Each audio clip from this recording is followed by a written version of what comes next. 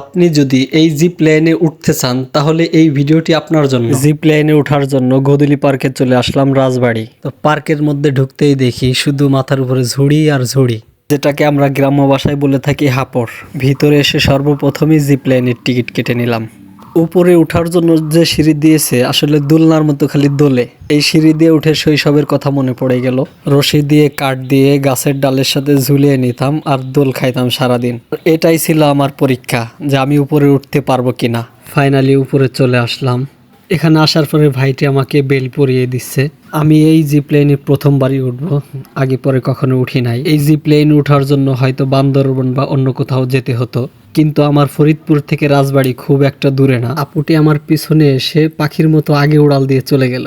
প্রথমবার উঠলাম তো এজন্য ভিতরে একটু ভয় ভয় কাজ করতেছিল। ফাইনালি আমাকে ঝুলিয়ে দিল। যে ধাক্কাটি মারলো রে ভাই, একদম পুকুরের মাঝখানে চলে গেছি। ছোটবেলায় পিছন থেকে একজন ধাক্কা দিতাম, একজনে কিন্তু দোলনায় চড়তাম। তো সেই ফিলটাই আমি পেলাম। জিপ লাইনে উঠে খুবই ভালো লাগলো। আসলে আমার উদ্দেশ্য ছিল এইখানে আসে শুধু এই জিপ লাইনে উঠবো। যত সময় ছিলাম খালি বারবার মনে হয়েছিল আবার একটু উঠি, আবার একটু উঠি, কিন্তু সাথের লোকজন আমাকে উঠতে দিল না।